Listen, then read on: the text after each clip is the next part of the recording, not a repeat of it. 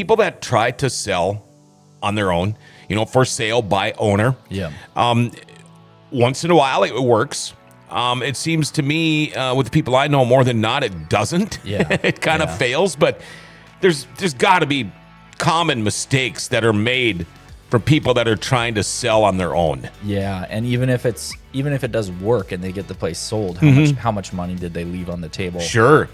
Less, exposure. How much money they leave on the table, how much work, how much Yeah. this, how much of that they didn't realize they had to do. Yes, yeah. So in general, I can break it down to 4 different types of mistakes that cost the for sale by owners the most money.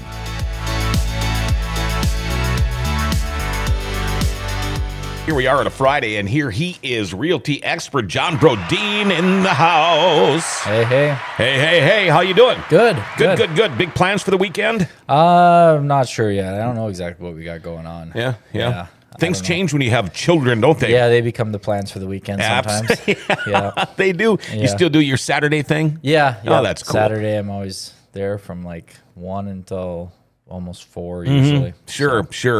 Okay, I wanted to ask you about this. This is something that we have talked about numerous times on these Berkshire Hathaway podcasts, but maybe not this exactly, but people, and I've dealt with this, especially since learning and meeting you guys and learning a few things.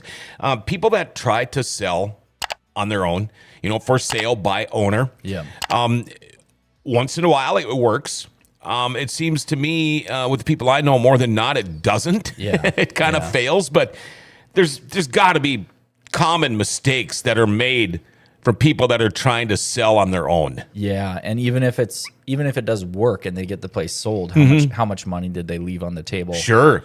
Less, exposure. How much money they leave on the table, how much work, how much Yeah. this, how much of that they didn't realize they had to do. Yes, yeah. So in general, I can break it down to 4 different types of mistakes that cost the for sale by owners the most money. And I'll go into each one of them because this is going to sound kind of broad, but it comes down to staging, pricing, marketing, and negotiating. So first, when we're talking about staging, and these are 4 things that you need to, these are 4 things that almost any really good agent is going to get just perfectly right. And that's going to lead to a really great outcome selling for top dollar with minimal hassle. Okay. And netting them the most amount of money. That's what it's all about. With staging, you a lot of times don't see them do the proper decorating, rearranging of furniture. These are things that real estate agents are going to help with. What furniture to leave versus what furniture to move out. Decluttering, that seems basic, but when you don't have any guidance on this, you might not know what specific things need to be decluttered and what is decluttered enough and what's not. Cleaning, you'd be surprised how many for sale by owners I walk into where it's just not clean enough. Where if a good agent lists a place, they make sure it's spotless clean all the time. And then stuff that you shouldn't have visible in showings or photos, things like, just as an example, pet stuff. And there's a few other examples of things that you should never leave out, never have visible in photos. And these are things that for sale by owners never get right. Yeah. Other little things, this kind of falls into staging too, is just taking care of some minor little repairs or making some really easy small cosmetic updates that are going to result in a higher sale price, less issues. So then number 2 is pricing. So when you're pricing a property, the most important pricing tool that agents use and that a for sale by owner would be using is going to be comparable sales, closed comparable sales. What I see often is for sale by owners, they don't know what's a comp and what's not a comp. There's certain things that will make a recent sale a comp, but it has to be similar enough to your home where even if it's sold on your street, I've heard of for sale by owners thinking that a sale down the street is a comp, but theirs is a ranch and their comp is a 2-story. Yeah. And the comp is 500 square feet larger and it has a master bathroom and theirs doesn't. And, so they like to be aspirational with the homes that they think are comps, maybe the ones that tell them their house is worth more, but an appraiser would never actually use that as a comp. Right. Don't they know what comp is short for? Yeah. Comparable property. Exactly. Right. I know because when I bought my house, it was a hard time because they had to comp other log houses. Yeah. And there's not a lot of those around here. But you can't compare a ranch to a 2 or a 3-story big house. No way. And the other thing is too, So the for sale by owners, your average person out there isn't going to have access to the MLS. Okay. That's the easiest way to search comps. Sure. People could use the city website, but you're not going to get the same type of details and photos that you're going to get on the MLS. You could maybe try to string things together the best you could using like Zillow, but your information might not be as accurate. Yep. And more importantly, you're not going to know the parameters that you have to search by. And I see a lot of them give a lot of weight to active listings. Active listings don't mean anything when it comes to appraisal. Okay. An appraiser doesn't give any value to, the home next to you just listed at $330,000, because who knows, they might fail to sell or they might end up selling for $280,000 in a year. Okay. Yeah. So a list price isn't going to mean much.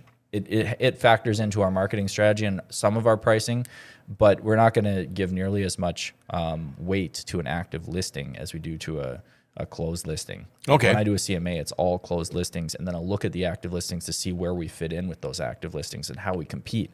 But active listings certainly cannot be the only thing you're relying on.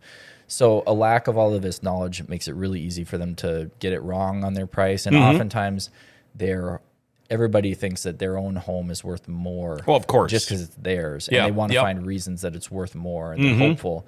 So overpricing is one of the biggest mistakes you can make. It's probably more harmful than underpricing. And you see a lot more overpriced for sale by owners than underpriced for sale by owners. That's for sure. And that causes even less activity. Now let's talk about the marketing, because this also really ties in with activity. I think this would be a big one, yeah. Yeah, you never will, it's very rare that you'll see a for sale by owner with professional photos. They didn't do the staging right. So let's say they even did get professional photos. The staging, it's not going to look great, even though they have good photos. Their photos aren't going to look great because they have the wrong stuff showing in the photos. Right. It's too messy. It's too cluttered. Things aren't decorated properly. Things aren't arranged properly or not optimally. Buyers agents aren't out there trying to sell their home. When I list a property on the MLS, there's 250 agents in our market, and probably 50 of them are great full-time agents that are working with multiple clients at once. All those people are trying to sell my listing if they have buyers in the price range. A for sale by owner doesn't benefit from this. If anything, agents might try to avoid for sale by owners because there's sort of a stigma with for sale by owners. Every agent has dealt with a for sale by owner that's extremely difficult to deal with. Yeah. It's extremely difficult to get your clients in there on a showing. Another thing almost all for sale by owners do is they want to be there for the showing with the agent and the buyer. And oftentimes they kind of hover over and make it awkward, and you're afraid to speak freely. The buyers are afraid to speak freely about what they're seeing because they don't want to offend the owner who's right there hovering over them. The owner, you just see they might draw attention to things that are issues and try to tell the buyer they're not issues, but anybody in their right mind is like, yeah, that's not true. Yeah. So that makes the showings quite awkward for both the agent and the buyer. Oh, I bet. So it's just, and let them do your job. There's some exceptions where people don't make these mistakes, but the more importantly, it's the stigma around for sale by owners that they're just notoriously, in many cases, difficult to deal with. I suppose a lot of them, they're know-it-alls. Yeah. They think they're know-it-alls. They think they're know-it-alls. Sure. And that comes through a lot. They also, something for sale by owners maybe don't know is they're going to attract a lot of unqualified buyers, maybe people who want contract for deed financing. They can't get a mortgage, but they think the for sale by owner will work with them on something. Or they attract low ballers because they think since the for sale by owner isn't paying a commission, the buyers think that they should be given that discount to them, and the seller thinks they're going to get that discount. It's difficult. And let's see. So we kind of talked about how it makes buyers uncomfortable when the seller is present there for the showings. And then another big one, fourth, is negotiations. So here's the big thing that you should know about this. Agents know the norms. So in negotiations, depending on what the market's like, the norms 6 months ago might be different from the norm today with how much a seller is going to come down on price. The norms for a home that's been on the market for 2 days and has 3 offers are much different from the norm for a home that's been on for 6 months and hasn't had any offers and his price dropped 3 times. So the sellers don't know these. So what often happens is the seller either maybe concedes way too much, or they are unwilling to concede a reasonable amount, and they lose the deal over something like this. Yeah. The other thing is they usually don't know like the standard contingencies, for example. So they might refuse to use to allow a contingency that's completely standard, and that almost all homes that sell had that contingency as a part of the offer, right? So they might buck things that are totally normal and cause themselves to blow up the deal, or they might accept things that are very advantageous to the buyer, not advantageous to them, and they don't know it's not normal to accept that. So they have no guidance on their end. They don't know the contracts inside and out. They don't know the contingencies. They don't know the addendums. They don't know the disclosures. And the other thing is, too, fair housing laws apply to for sale by owners just like they apply to real estate agents. Right. Agents are very familiar with the fair housing laws, because if you violate fair housing laws and you accidentally discriminate against somebody, you are in big trouble. Like it's like a federal lawsuit. You're going to have massive legal fees. And for sale by owners aren't familiar with these things. They don't know little things like, for example, if you were to, in your property description, put that it's close to this church, that could be seen as a violation of fair housing, because you're basically trying to you're only trying to market to people who are in that particular religion and not another religion. So there's a lot of little things that you can get tripped up on that could be very costly, that agents all know. For sale by owners don't know these things. Some of the people I know that did the for sale by owners, I think I've known one that it actually came out good for him.